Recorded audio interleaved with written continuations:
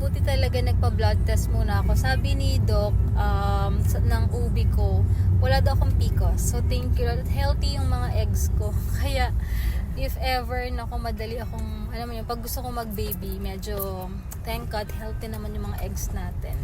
Nagpuproduce pa daw ako ng mga eggs. O, diba? Thank you, Lord. So, gusto mo na ba ng baby girl? Char. Hirap.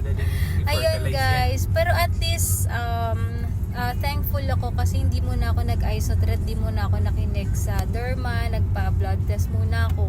Kasi, if ever mag-isotret ako, hindi pa rin siya makokorek ng yung talagang root cause, which is yung genes ko na yung LDL na sa cholesterol ko. At least ngayon may pinapatake sa akin si Doc every other day sa every night lang, atorvastatin, calcium.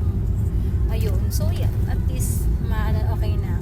So if ever magkakaroon ulit ako, magpipills na ulit ako kasi nagkaroon kasi ako ng withdrawal bleeding after ko mag-stop ng pills ng Yasmin. So ngayon at least yung root ng pimples ko or what is yung sa cholesterol ko siya, guys. Yung liver ko, creatinine, etc. Lahat ng pinatest sa akin, normal everything. So wala akong kailangan ipag-worry. Pero ngayon, yung iinumin ko tong gamot, medyo mahal to, guys. Yung iinumin ko tong nagamot na to, guys, is for 1 month lang. 1 to 2 months ba, sabi ni Doc.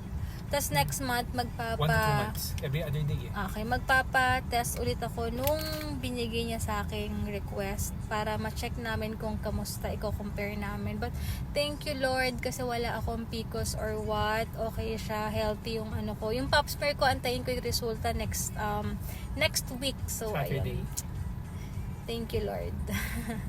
Din ko guys, hindi naman sa what if lang hindi ako nagda-diet or hindi ako nag-workout, tapos mataas pala yung cholesterol ko dahil nasa lahi namin, baka magulat na lang ako, maputukan na lang ako ng ugat something, no, magkaroon na lang, ma-stroke na lang ako, no, At sabi or ni Doc, what. pag mo intindihin yung lamp na yan. Oo. Yung sa lamp ko, sabi dito ko daw intindihin kasi normal naman siya. Kasi pag pinatanggal ko daw yan, masisira lang daw yung boobs ko. Huwag ko daw intindihin kung benign naman siya. Gusto ko yung doctor ko ngayon. Kasi medyo oldie na. Tsaka magaan yung kamay. Parang si Doc Julieta Reyes. Tsaka mabait siya. Sobrang wala akong masabi. Thank you Lord talaga. Worth it yung pag-research ko. Sa dami ng binigay sa akin listahan ng PhilCare, magaling si Doc, tsaka mabait. Ano siya, basta iba siya. So medyo matanda na kasi. Guys, kahit wala akong PCOS and all, i-maintain ko yung probiotic, prebiotic ko, yung omega 3 ko, ganyan. Tapos, ano pa ba? Yung vitamin D ko is super normal. Walang problema, pero magte-take pa rin ako ng vitamin D ko. Bumili na rin ako guys. Tapos mga supplements din talaga kasi alam niyo na medyo aging na tayo. So kailangan na ng mga supplements lang naman to support na lang yung body natin. But other than that, sobrang thankful ako. Walang problema yung system ko.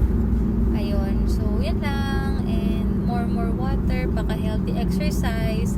Kailangan ko na lang i-workout is hindi maging mabuhay yung yung sa left ko. Kaya yun ko pa rin yung diet and all. Ayoko nang matatamis kahit nasabi mong wala akong hormonal imbalance or PCOS, ayoko talaga. And ayun. Oops, I'm gonna sleep. So yun lang guys. Thank you Lord.